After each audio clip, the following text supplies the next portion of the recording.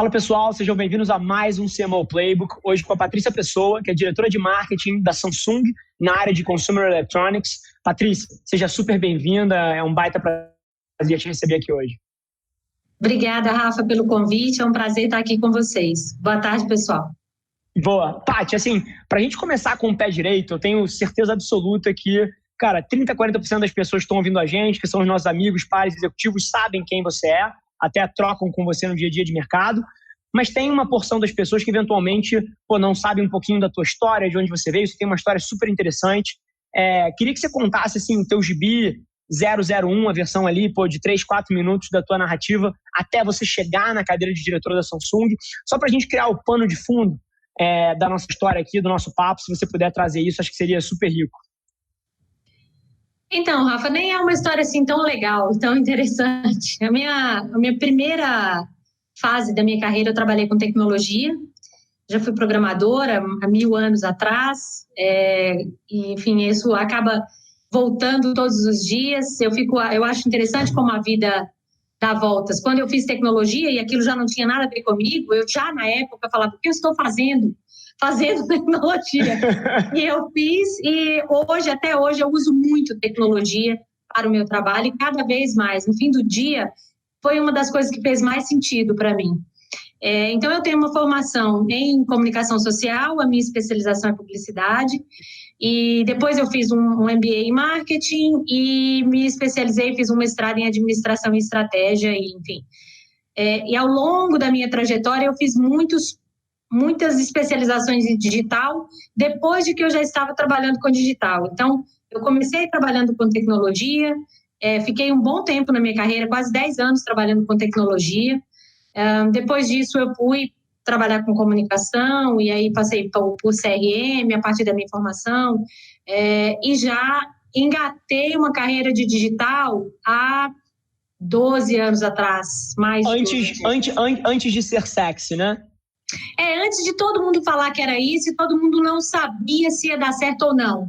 Eu lembro que uma vez eu tive uma oportunidade ímpar de estar com uma autora muito famosa hoje, que é a Charlene Lee, que é de Harvard e tal, e eu falei com ela, olha, eles me deram uma missão, que é desenvolver o digital da empresa que eu estava, enfim. Pode falar o nome das empresas à vontade, viu, Paty? Posso, tá bom, eu falo. Na época eu estava na Fiat, eu passei 15 anos da minha vida em indústria automotiva, que é uma indústria muito masculina. E aí essa é outra pergunta que as pessoas falam sempre. Nossa, mas você cresceu numa indústria masculina? Eu custei a perceber que eu era uma mulher numa indústria masculina. Eu não acordava de manhã e falava, eu sou uma mulher e estou indo trabalhar numa empresa masculina. Pelo contrário, eu pensava, eu sou um profissional que tem que fazer a diferença onde eu estou. E aí eu acho que isso contaminou a todos. Então as pessoas me tratavam, eu tinha muito essa sensação, como muito igual. Nunca sofri esse assédio, essa situação que infelizmente é muito normal mesmo no mercado. Sim. Mas eu nunca sofri muito isso. Então eu tive esse tempo na indústria automotiva e lá eu tive essa oportunidade e alguém falou comigo, olha, você vai desenvolver o digital aqui.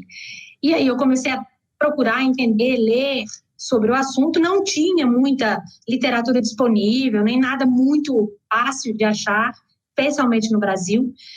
E aí eu perguntei na época, tive uma oportunidade de estar num seminário com a Charlene, e falei, isso vai ser uma bolha? Porque eu vou dedicar uma parte da minha carreira a isso. E ela falou, não, isso vai mudar a forma como as pessoas consomem e pensam. E eu acreditei naquilo, e de fato foi assim. Sempre eu lembro disso, lembro de muito como eu procurava entender comportamento biológico, em como as pessoas hoje, né, têm esse efeito de abelha sobre as coisas, e de fato as pessoas estão, né, numa colmeia de verdade, e acabou que deu muito certo. Então, eu tenho essa formação em comunicação, trabalhei muito tempo com digital, eu fui responsável por marketing e digital na Fiat Automóveis, e depois eu vim para São Paulo, eu sou de Belo Horizonte, e vim para São Paulo para trabalhar na Jeep, fazer parte do lançamento da marca Jeep no Brasil, que foi um trabalho espetacular, tenho muito orgulho de ter feito parte daquilo. Até hoje a gente vê que a marca é um grande peso para o produto, né? A gente fez um bom trabalho, a marca é uma marca reconhecida no mundo inteiro, então relativamente fácil quando você vê como ela se deu bem em outros países, mas para lançar essa marca no Brasil havia uma série de desafios. Jeep no Brasil era sinônimo de uma categoria, como Gillette, chiclete. As pessoas falavam, olha, o Jeep da marca X. Então a gente teve que fazer um trabalho grande de desmitificar e tal, e foi com essa oportunidade que eu vim para São Paulo. Depois eu saí da Jeep, passei um ano e meio, voltei para o setor de tecnologia, fiquei 1 ano e meio na IBM, e agora estou na Samsung, que é uma mistura das duas coisas, a indústria e a tecnologia. Então acaba que a vida é engraçada, né? Deu tudo certo no fim. Então eu trabalho hoje com muita tecnologia no marketing, que foi o meu início lá atrás. Faço o que eu adoro, eu amo o que eu faço, assim, adoro trabalhar com marketing, ver pessoas, conhecer pessoas, entender de consumidor e lidar com marcas. E tive a sorte de estar trabalhando com um pouco de tecnologia.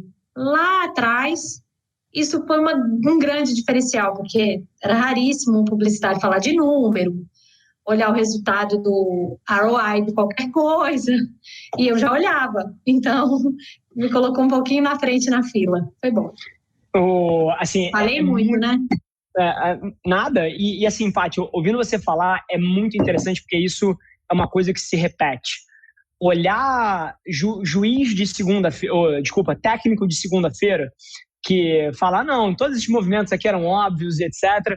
Mas, assim, 90% das coisas que a gente está debatendo hoje é como se fossem fronteiras de inovação, como se fossem fronteiras das novas coisas. Pô, eu preciso flexibilizar meu orçamento, eu preciso ter capacidade de investir quando vem uma ideia boa, eu não posso estar preso. Ou até o digital 12 anos atrás, coisas dessa natureza, assim, que são óbvias para a gente hoje, assim como outras vão ser óbvias daqui a 10 anos, é muito interessante porque hoje tem um senso de aventura e um senso de heroísmo em explorar essa fronteira de inovação, né?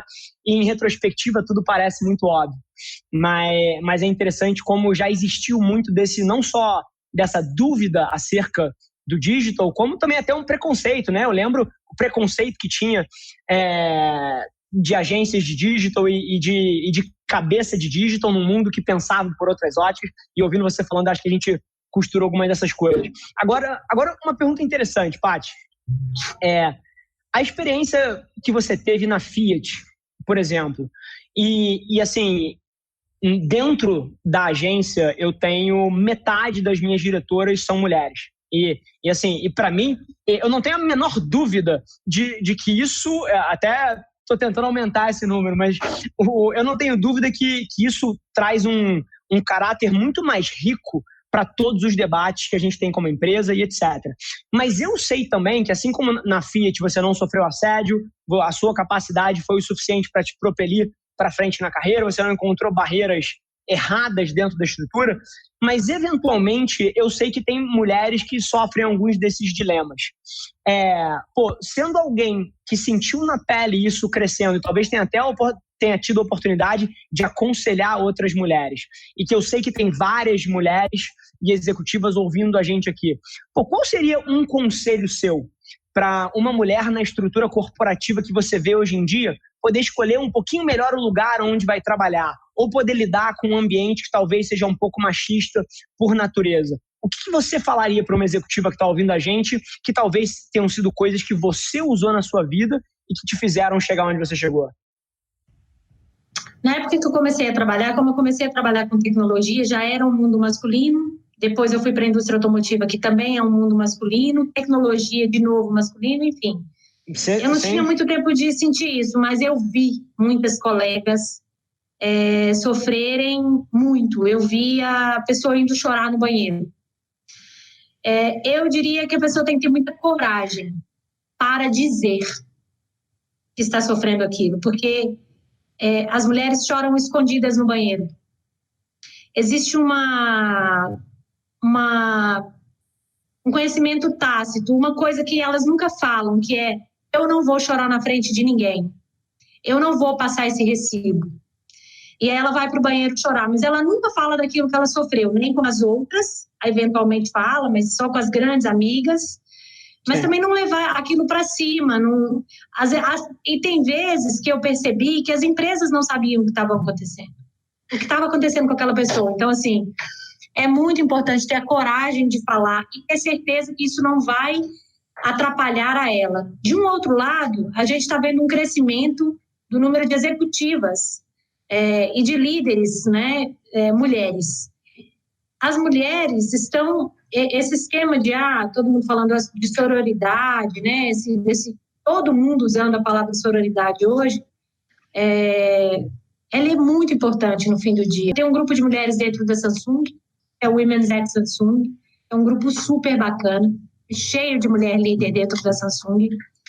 E a gente estava discutindo isso, como é que a gente tem, um dos nossos papéis como líderes é fazer o coach de outras meninas que olham pra gente e falam, cara, eu queria ser igual a ela.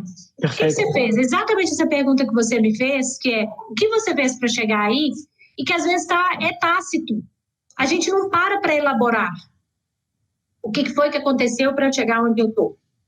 Seja lá onde lá seja. Né? Às vezes nem é tão uma coisa bacana assim, mas é muito mais do que muitas mulheres acham que elas merecem ou podem chegar. Nosso papel é ajudá-las, completar essa ponte, falar, olha, pare de ver barreiras onde elas não existem, tem mulheres que estão vendo barreiras onde elas não existem. Talvez uma parte do meu caminho tenha sido isso. Eu não reconhecia barreiras. Eu nem via que elas estavam lá. Se elas estivessem, eu não vi. Sim. E reconheça mais o seu potencial de chegar lá. E é isso, assim, acho que não tem receita. O mundo inteiro está tentando ser um pouco mais igual. É lindo isso, não só para as mulheres, mas para as raças, para as dificuldades, para as pessoas com portadores de algum tipo de deficiência. A gente precisa ser mais inclusivo e talvez o olhar da mulher seja um olhar mais sensível a essas coisas todas. Talvez nós estejamos caminhando para um mundo um pouco mais igual, porque nós temos mais mulheres na liderança, talvez. Perfeito. E é interessante você falando, algumas coisas batem muito com coisas que eu acredito. Por exemplo, eu tenho uma empresa de educação onde eu fundei a empresa, mas eu trouxe uma CEO de mercado mais recentemente para tocar, e é uma mulher, chama Fernanda Belfort, foi diretora da Mondelez, etc. Ela toca a companhia hoje em dia. E é interessante como o ano de 2020, algumas conquistas recentes que a gente teve, permitem a gente olhar para isso com um olhar mais humano, né? Em que sentido? Eu sempre fui uma pessoa que não ligou muito para formalidades, etc.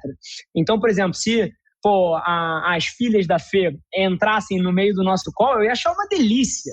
Eu não ia achar aquilo falta de postura ou qualquer outro tipo. Eu ia achar aquilo uma delícia. Mas eu acho que a gente está indo para um mundo que está começando a entender os seres humanos de uma forma um pouco mais holística, né? Olhando para o todo e começando a entender essas diferenças. E essa era uma parte que eu queria trazer. E a segunda, a parte da diversidade. Isso é uma pauta tão forte e que faz tanto sentido para mim, que eu cheguei num residual aqui, que é o seguinte, assim, se você não acredita que diversidade é importante simplesmente porque é certo, ponto. Assim, a conversa deveria acabar aí. Mas se você, por algum motivo, por algum devaneio, não acredita que isso seja certo, faça pelo ROI. Assim, faça pelo objetivo capitalista do negócio, porque diversidade gera ROI. Você ter pessoas vindo de experiências diferentes, pontos de vista diferentes, ângulos de vida diferentes, isso enriquece tanto o debate. E no mundo que a gente vive, tem se tornado cada vez mais a criatividade e as ideias como o grande ponto de vantagem competitiva, que diversidade é um pilar base, né? E você tem toda a razão. De fato, eu já liderei times de novo, deu um problema aqui, Rafa, desculpa, eu esqueci de mexer no mouse. Sem problema. Eu já liderei times em várias companhias, desde muito cedo eu lidero times. Eu vou continuar falando aqui até que a tela volte, ok? E mais uma vez, vai voltar tudo na hora do programa, na hora da edição, nada disso aparece. Não, eu tô tranquila, é por isso que eu tô te contando aqui. Eu lidero times há muitos anos, tive a sorte de liderar pessoas desde muito cedo, e uma das coisas que eu aprendi foi exatamente isso. ter muitos pensamentos diversos no mesmo time é muito a fórmula do sucesso. É brilhante. Então eu sempre procuro ter uma proporção entre mulheres, homens e gays. Eu acho que traz um olhar muito mais bacana, eles fazem pontes espetaculares. E um mindset muito melhor, eu acho que traz... eles têm, todo mundo junto tem um olhar que, quando é um time só masculino, você certamente tem uma perda. Quando tem um time só feminino, certamente tem uma perda. Então, assim, eu acho que essa mistura faz todo sentido do mundo. E ter esse pessoal que tem, como você trouxe muito bem, uma história de vida diversa, sim, é muito mais legal. Então, assim, eu tenho questionado muito essa história de, eu já participei de processos seletivos em que a gente só podia trazer profissionais de universidades A. Oi? Diversidade como, né? Impossível. Primeiro, não é diversidade. Segundo, isso per se já é um preconceito. Você perde muito. Pegando só 6% da população brasileira, você vai ficar para sempre retido num prisma que não é verdadeiro. E aí você vai perpetuar o mindset. Que esses 6% vão falar, eu só posso trabalhar com gente do MIT, de Harvard, de Wharton. E não é assim. Não é assim mesmo. Porque tem gente brilhante, genial, em todos os bancos de escola. E aí você também trouxe um ponto que é muito importante, que é o fato de você falar que você investe em educação, quer dizer, você é um empresário, poderia investir em qualquer coisa. Investir em educação, eu acho super revigorante, que de alguma forma você está devolvendo, está ficando jovem para sempre, que é incrível, que a educação faz. É minha menina dos olhos de ouro. E eu acho que é a grande saída. E essa, de novo, não é nenhuma novidade, né? Para aprender sobre o futuro, olhar um pouco de história. Foi o que aconteceu na China, foi o que aconteceu na Coreia, é o que acontece na Índia, e é o que deveria acontecer no Brasil.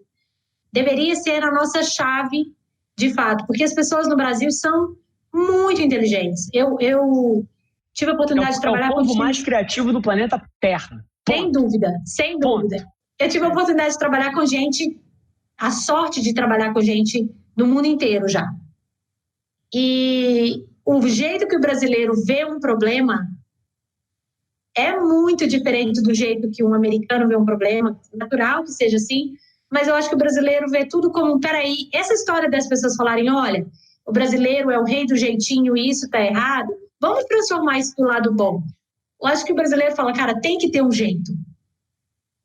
E isso aflora um pouco na criatividade das pessoas. Então, trazendo essa história macro, né, da sociedade para dentro das companhias e para cada time, ter essa diversidade e respeitar a história do outro e que ela vai contribuir em algum momento para que aquilo ali, o seu projeto ou a sua empresa ou o que quer que seja melhor, eu não tenho a menor dúvida. E aí eu estou falando de homem, mulher, jovens, muito jovens e pessoas mais velhas. É mesmo inclusão. Eu acho que isso é muito legal e você falou a verdade. 2020 é um ano que está expondo todas as feridas e acho que está todo mundo tendo um tempo de pensar um pouco mais nas coisas que você não tinha tempo para pensar. E agora você tem um pouco de tempo, talvez porque você está obrigado a estar o tempo inteiro naquele mesmo ambiente ali, então você fica olhando o outro e fala, ai meu Deus, como seria se eu não tivesse a mesma sorte, né, de estar numa fatia privilegiada da população. Aí você pensa naqueles que têm menos privilégio. E aí você amplia o que significa privilégio. Né? Privilégio.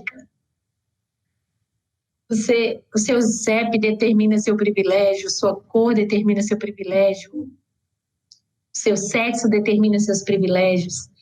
E a gente, tendo a oportunidade nesse ano de pensar nisso tudo, alguma coisa tem que sair de bom lá do outro lado. Brilhante. Quando a gente sai das cavernas. Sem dúvida, sem dúvida. E é um ponto, assim, de maneira nenhuma, deixa eu reforçar, tá? De maneira nenhuma eu quero minimizar o quão duro isso está sendo para a humanidade, para as pessoas. É um dos momentos mais duros da história da raça humana. Mas, ao mesmo tempo, se a gente consegue... Beleza, isso aqui está aqui, é um problema, vamos lidar com isso. O que isso abriu de interessante como conversas, né? Eu acho que tem um outro lado de um legado positivo que, obviamente, não precisava do Covid para ter acontecido. A gente podia ter trazido essas pautas à tona sem o Covid, acho que era a nossa responsabilidade, mas com certeza acelerou várias delas que me super animam. E aí, até conectando essa história que a gente está batendo aqui com uma pergunta, Paty, para a gente travar em cima. O que no seu dia a dia tem sido útil para você lidar com esse momento que a gente está vivendo, né? Assim, você toca uma estrutura enorme, toca uma marca enorme e, sem dúvida nenhuma, liderar a companhia Covid e pós-Covid é muito diferente do que liderar a companhia pré-Covid, antes disso tudo acontecer. Quais são algumas das novas descobertas que você trouxe? Podem ser desde rotinas suas que você incorporou até a maneira como você está lidando com esse mundo tão líquido que a gente está vivendo agora.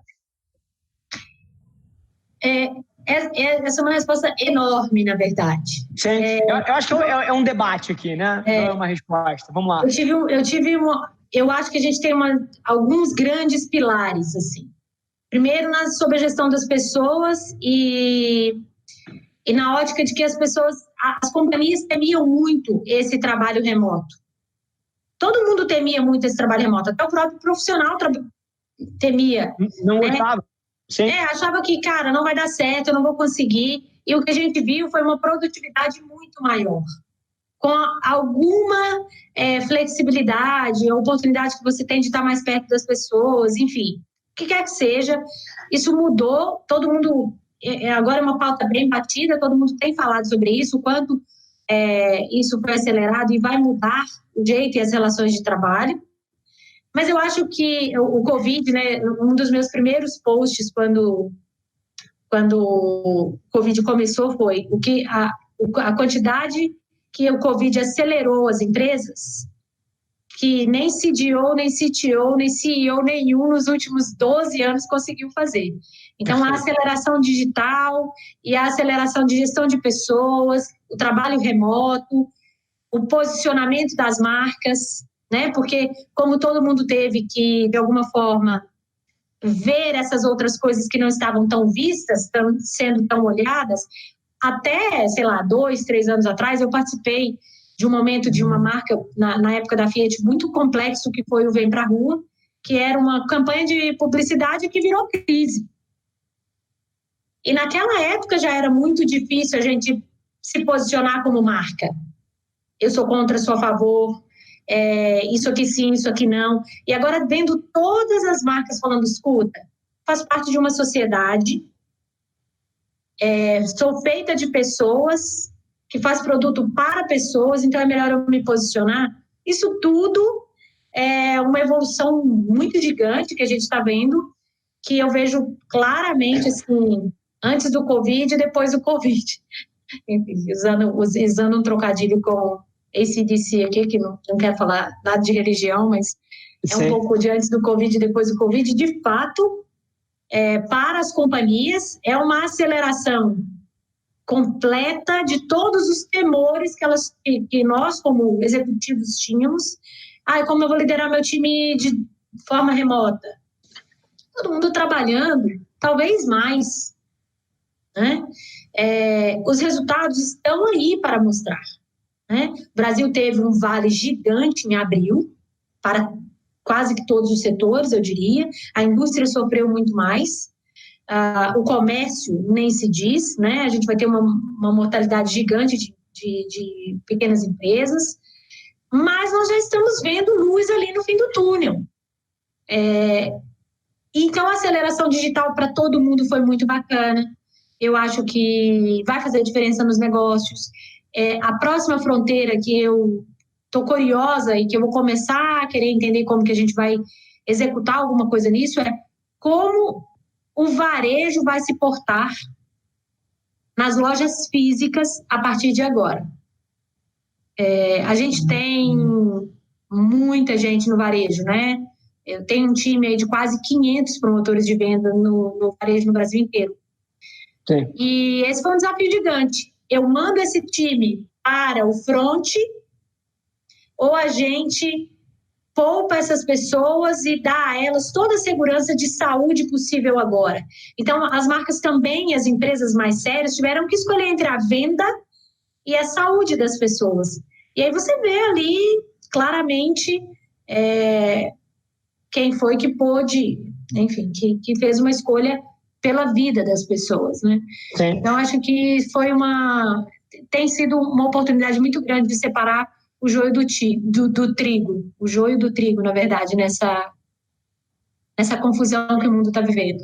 Perfeito. E é curioso, porque quando a gente olha para a quantidade de pré-conceitos e coisas que eram essenciais e que do nada não se tornaram mais, a gente viu que tinha todo um outro lado, a minha cabeça já, ela funciona mais ou menos assim.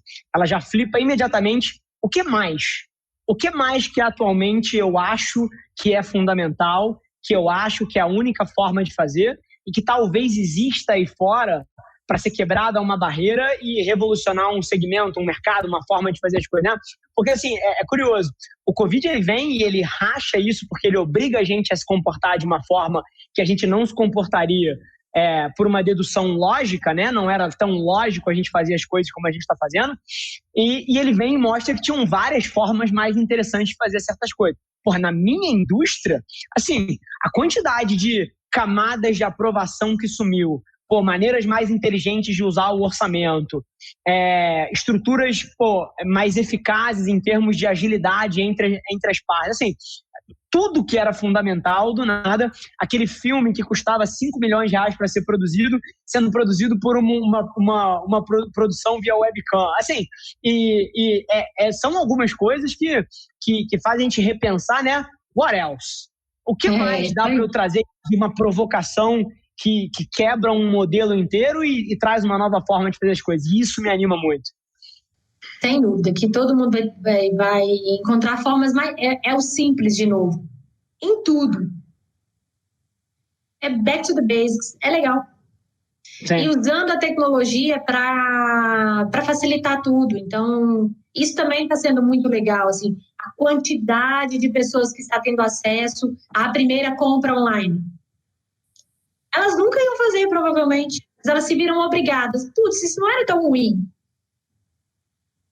Na verdade, é bem legal. E aí, enfim, a gente está vendo outros comportamentos de uma gama da população brasileira e mundial. A gente vai ver agora um novo comportamento do consumidor. Quem emerge desse momento agora que a gente está vivendo? Assim, eu vi coisas que não deveriam me assustar por eu ser publicitária, mas uma venda recorde na China, na Hermès, num dia. Eu fiquei olhando e falei, a autoindulgência, assim, lá mais em cima. E, de um outro lado, uma sociedade mais preocupada com o outro. Tomara que a gente chegue mesmo no equilíbrio. É muito legal. Perfeito.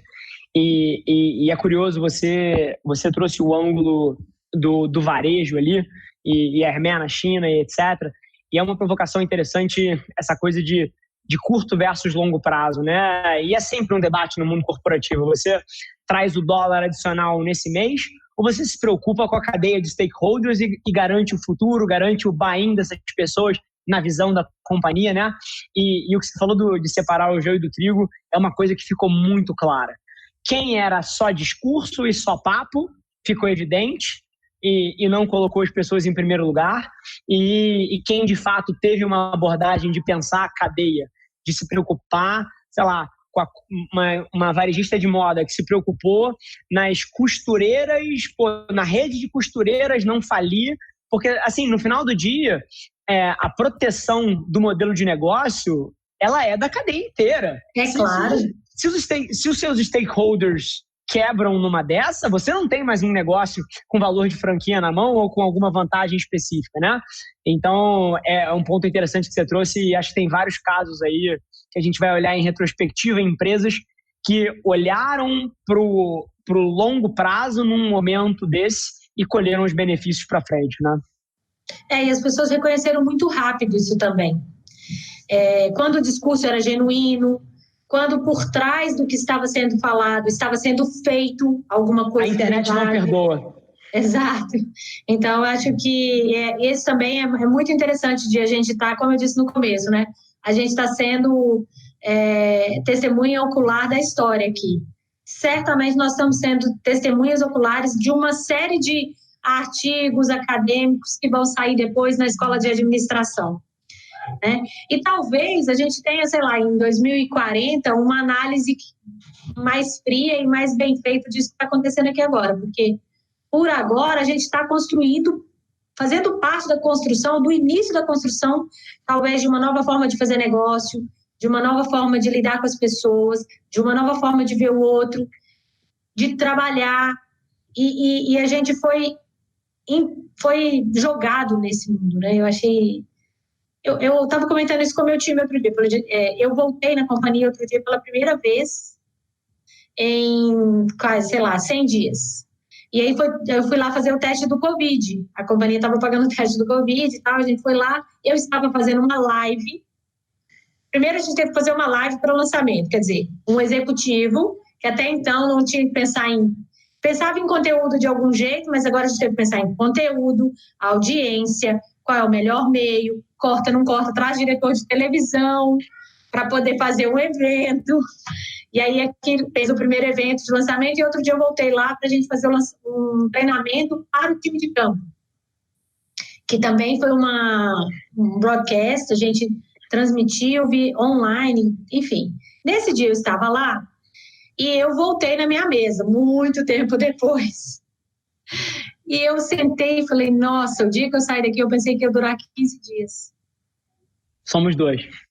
Eu achei que ia ser 15 dias. Então, assim, eu deixei minhas coisas lá de um jeito que parecia que eu ia voltar já. E não, aí eu tive que trancar todas as coisas mais direito. Não, olha, isso aqui já ficou velho, aquele tanto de revista, tem que jogar fora. E agora, de novo, ao contrário do que se pensa, eu acho que a gente ainda... Não sei se a gente vai voltar ao mesmo jeito que era antes. É a mesma coisa que eu estava falando sobre a elasticidade da compra, né? Antes, no caso da minha indústria, no caso das TVs, por exemplo, linha branca, que é onde eu trabalho, a gente tinha, sei lá, um pareto, claro, 80-20. 80% da venda era feita fisicamente.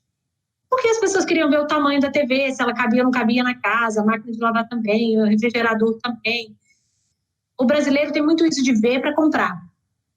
Então, mas de uma hora para outra, essa pirâmide se inverteu e as pessoas começaram a comprar mais online do que na loja física. É lógico que não vai continuar desse jeito, mas nunca mais vai voltar à forma antiga. Sim.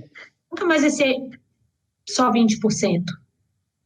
Porque todo mundo já experimentou, talvez os negócios vão ter que se adaptar a um outro jeito de entregar, testar, serem mais flexíveis na devolução, em outras formas de fazer as pessoas experimentarem seus produtos, né? Sim. A indústria da moda está vivenciando isso muito.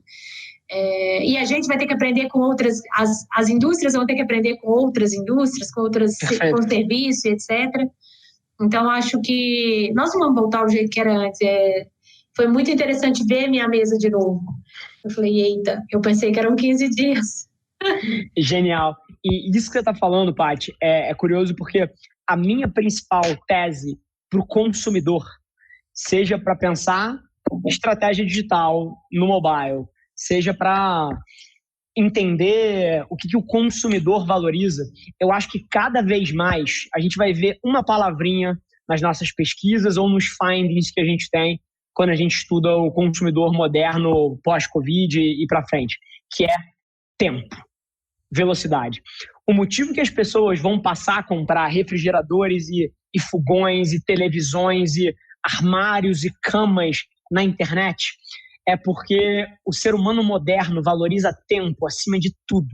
O ser humano moderno, ele prefere, é claro que nem todo mundo está lá ainda, isso é uma transição, sempre é, mas ele prefere apertar um botão, comprar uma cama, essa cama chegar na casa dele e ele testa aqui do que ele ter que sair, visitar e sentar em várias e rodar e escolher, etc. O que força a marca a pensar, puta, se o consumidor quer fazer isso, como é que eu facilito esse processo? Como é que eu vou lá, entrego, tiro, troco se ele não gostar e tiro a fricção de onde ele quer consumir, ao invés de forçar ele a um modelo que claramente não é o modelo principal. Mas assim, tudo isso para falar que eu acho que todos os modelos de negócio que a gente vai ver arrebentando, revolucionando indústrias, eles vão operar a tese do tempo. Eu acho que o ser humano ele valoriza tempo acima de dinheiro, ele valoriza tempo acima de privacidade. As pessoas abrem mão de privacidade para ter tempo. A gente vive numa economia e num mundo tão rápido, onde você não consegue ficar 5 segundos sem receber 50 WhatsApps e entrar em 3 calls ao mesmo tempo. É tanta intensidade, a gente se tornou uma raça tão produtiva. Olha que interessante, que o nosso tempo passou a valer talvez 30 vezes mais do que valia há 20 anos atrás. O motivo que a gente passou a valorizar mais tempo é porque o nosso tempo vale 30 vezes mais, porque por causa desse cara aqui a gente é 30 vezes mais produtivo. Então isso que você falou do consumidor tá fazendo as primeiras compras digitais e tá nesse processo que você citou aí, pô, que saco que eu preciso comprar na internet. Aí a segunda já isso aqui não é tão ruim. Pô, isso aqui é até bom. Caramba, aprendi a fazer. Caramba, esse troço me libera tempo. É uma jornada que eu acredito que cada vez mais a gente vai viver aí. E até te perguntar, dentro das marcas que você toca, produtos que você lidera, qual você acha que é o que te trouxe mais evidências interessantes no período do Covid sobre para onde esse consumidor está indo? O que é uma coisa que você descobriu que você nunca, antes do Covid, acreditava que o consumidor faria na internet e está vendo sendo feita em escala? Bom, um dos produtos que eu trabalho, o carro-chefe dessa divisão que eu trabalho é a TV. E durante muito tempo houve um debate que o tablet ia substituir a TV, o computador ia substituir a TV. E aí a TV voltou para o centro da casa, mas ela tomou um outro lugar. A TV não está ali só para ser TV, mas é onde você faz academia, é onde você vê sua receita. Então é muito importante que esse produto seja uma conexão entre você e o mundo. E eu vi isso acontecer, e a gente espelhou isso, inclusive, está espelhando em todas as campanhas que a gente está fazendo agora. Nós vamos lançar a Crystal agora, o filme está saindo do forno, e no filme exatamente a gente mostra isso. Primeiro, um consumidor mais jovem, um jeito mais jovem de usar a TV, e essa ressignificação da TV dentro da casa das pessoas. As TVs brasileiras já estão vindo com Bixby embarcada? Bixby e Alexa. Então, Bixby nessa TV, por exemplo, a gente já mostra os usos dos auxiliares, né, de voz, dos indivíduos. Sensacional. E aí a pessoa, você já pode perguntar: Bixby, receita de risoto. Alexa, receita de risoto. Alexa, como que está o tempo hoje em São Paulo? Então, você usar a TV para isso, então, quero ver uma aula de yoga e você acompanhar uma aula de yoga. Ou você está aqui em uma bike e vendo um cenário de bike aqui, usando a TV para isso. Então, assim, certamente as pessoas ressignificaram. A gente ouviu isso muito, listening de redes sociais, vendo como as pessoas estavam comprando. Houve uma queda na compra, depois houve um aumento exponencial na compra de TVs. E as pessoas estavam procurando por Smart TVs. Então, ficou muito claro essa necessidade que as pessoas tinham de usar a TV como espelhamento da tela do computador, sim, como alguma coisa para conversar com as pessoas. Então, a gente está afastado fisicamente, né? Então, às vezes, você quer falar com alguém que você ama e não quer falar na telinha pequenininha. Então, eu vou espelhar o meu telefone na minha tela de TV e vou falar com as pessoas. Então, eu vi o ressignificado desse aparelho dentro da vida das pessoas. Para mim, está muito claro que a gente tem, e a Samsung tem trazido muito isso, assim, esse papel de liderar a indústria no sentido de criar, de fato, a casa conectada para as pessoas, para que a gente possa responder a essa demanda que você trouxe aí anteriormente, que é a do tempo. Brilhante. Então, se eu estou na minha cozinha e eu quero cozinhar e fazer uma receita, hoje, por exemplo, a Samsung tem um produto que é um refrigerador que espelha uma tela de computador. Você ouve sua música, acessa a internet, vê suas receitas, vê TV na geladeira. Até é uma geladeira, você tem que fazer um esforço para lembrar que é uma geladeira. Eu, particularmente, hoje faço parte de uma indústria que já conseguiu andar um pouco à frente, mas agora as pessoas estão prontas e querendo, demandando essa casa mais conectada para ele ter tempo, prazer em receber. Você não vai poder estar mais em lugares com grandes eventos, shows e etc. O evento vai ter que ser na sua casa. Então, é melhor que a sua casa esteja confortável, limpa de uma maneira rápida. Então, a gente tem investido em aspiradores de pó robô, a gente tem investido em máquinas de lavar que são controladas pelo seu celular e pela TV. Então, a gente tem sentido que as pessoas têm demandado mais por esse tipo de produto, mais inteligente, que facilita a vida, que me dá mais tempo para fazer as coisas que eu de fato quero. E que ajudem a essa pessoa a ter uma casa mais inclusiva, mais fácil de se organizar e que eu possa receber pessoas. E aí, de novo, eu reitero aquilo que eu disse algum tempo atrás no nosso papo aqui. Acho que os seres humanos estão voltando para o básico, que é essa interação, a importância do outro, esse afastamento que a gente foi obrigado a ter agora, nos mostrou a importância de estar mais com a família, de estar mais com os amigos, aquela vontade de abraçar que você não pode, né? Enfim, acho que pode emergir coisas boas disso aí. Eu estou trabalhando numa indústria que tem a sorte de estar trabalhando numa indústria que tem levado as pessoas a usar hoje uma tecnologia que parecia uma coisa do futuro quando a gente assistia desenho animado quando criança. E não só em consumer electronics, mas no celular também, os notebooks também, enfim. É uma indústria que tem aí ajudado muito as pessoas, a sociedade como um todo, a dar o próximo passo. Eu gosto de fazer parte desse futuro aí. Sim, e é curioso, eu imagino algumas pessoas ouvindo a gente aqui e se perguntando, puta, será que isso vai existir mesmo? Será que vai ser tudo conectado, etc? Eu queria pintar um cenário aqui que, assim, em 5 anos, eu queria que as pessoas entendessem que a nossa geladeira vai estar pedindo a comida que acabou. E eu queria que as pessoas entendessem isso, porque da mesma forma que há 10 anos atrás parecia irrazoável você dizer para uma mãe, para um pai, olha só, você vai preferir que a sua filha entre num carro preto com um estranho do que você levar ela para algum lugar. Se você falasse isso para alguém 10 anos atrás, a pessoa ia falar, o quê? A minha filha num carro preto com um estranho? Você tá maluco? Mas é esse o mundo que a gente vive. Eu acho que você colocou muito bem a cadeira que a gente senta como marqueteiros, liderando indústrias, permite a gente estar na fronteira disso, e isso é super animador. É verdade, é um lado muito bom, desafiador, né? Porque você também não pode, como eu disse, tem hora que você tem que se posicionar e falar e puxar conversas que são duras, difíceis, e as marcas têm feito muito isso, e também tá aí vendo exatamente esse, né? A gente está na fronteira mesmo, ali onde as coisas vão acontecer, vendo do outro lado da montanha já e trazendo um pouco para cá. É bacana. Perfeito. Brilhante, Paty. Cara, assim, nosso papo eu acho que foi um glimpse of the future, que o pessoal vai olhar daqui a 3, 4, 5 anos do nosso papo e vai falar, caramba, o pessoal debatia isso, hoje em dia é tão óbvio, naquela época, o mesmo papo que a gente teve do digital da sua carreira, eu acho que daqui a um tempinho as pessoas vão olhar para conversas como essa daqui, que não acontece exclusivamente aqui, mas em outros lugares, vão falar, caramba, naquela época a gente estava debatendo isso como se fosse o próximo grande passo, e hoje em dia isso é tão enraizado na nossa vida.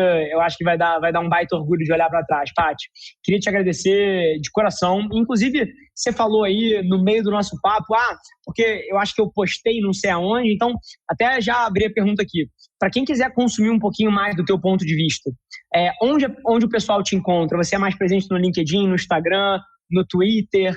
Onde é que você dá mais o seu ponto de vista aí? Eu tô em todas. Eu só não tô no TikTok ainda. Mas tem Ainda. Eu tô lá para ver o que é feito, eu não falo muito. Eu falo muito, sou muito mais ativa no LinkedIn. Perfeito. Mas assim, eu ativa como fala. Mas todos os dias eu tenho perfil no Instagram, tenho perfil no Twitter, depois eu te mando os endereços para você colocar.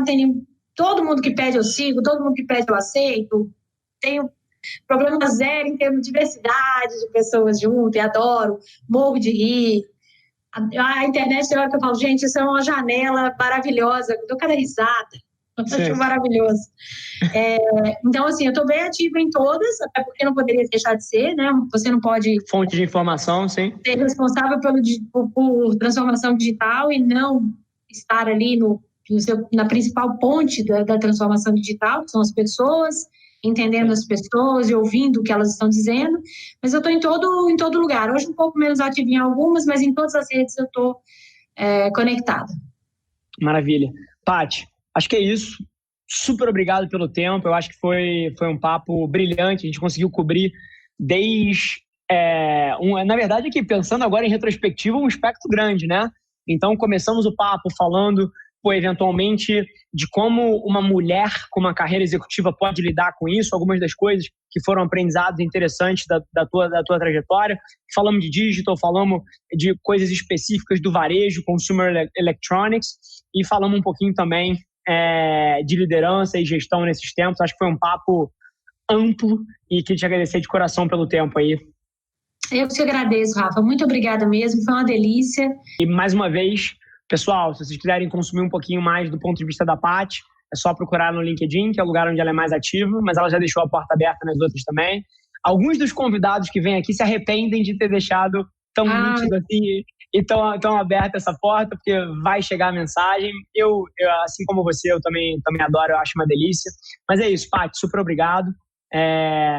E pessoal, se você está ouvindo a gente, seja no Spotify, no Deezer, no SoundCloud, onde quer que seja, tira um print da tela, me marca a Paty, para a gente saber que você está ouvindo. Significa o mundo para mim. E a gente se vê no próximo episódio do CMO Playbook. Obrigado, Paty. Eu que agradeço. Foi um prazer.